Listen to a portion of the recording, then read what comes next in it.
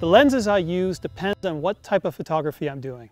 For example, my landscape kit is very different from my wildlife kit, but there's one lens in particular that seems to always be with me no matter what type of photography I'm doing, and that's a short telephoto zoom. For example, if I'm shooting landscape, a short telephoto allows me to zoom in on intimate landscape details.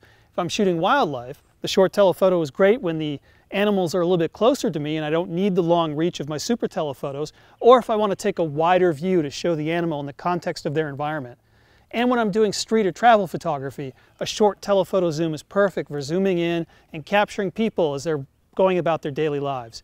Now, there's a lot of different focal lengths out there that fit this short telephoto range, but one of my favorite lenses is a 70 to 200 millimeter lens. So, what are the features of a short telephoto zoom that I like so much? Well, first of all, I really like the range. It's perfect for a variety of situations. I like the fact that these are relatively lightweight, at least compared to some of the big super telephoto lenses that I use for wildlife. So I can shoot with one of these handheld for long periods of time without my arms getting tired. What I really like is the wide open 2.8 aperture. That lets in a lot of light, which makes hand holding a lot easier. It's also better for the autofocus as well. It makes the autofocus more responsive when there's a lot of light coming into the camera sensor. Now, there's a few features you're going to want to consider when you're buying a short telephoto zoom. One feature that's really important is having an internal zoom. So as you can see here, when I zoom in and out, the lens isn't telescoping back and forth. So that's a really important feature because it keeps the lens at the same size at all times. It makes working with the lens a little bit easier.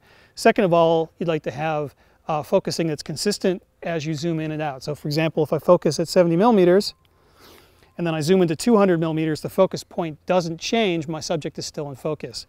Another feature that you're going to want to have is image stabilization. So what this means in practical terms is when I engage the vibration compensation, I should be able to shoot at much slower shutter speeds than normal. So let's say I'm at 200 millimeter. Normally I would think that I need about 1/200th of a second to get a sharp shot handheld. But with the VC engaged, I can probably get away with 1/100th of a second or even 1/50th of a second, maybe even slower. So all these features combined, that wide f2.8 open aperture that lets in a lot of light, the vibration control image stabilization, and the relatively short focal length means that I can shoot handheld with this lens in a variety of lighting conditions, even low light, and still get really sharp images.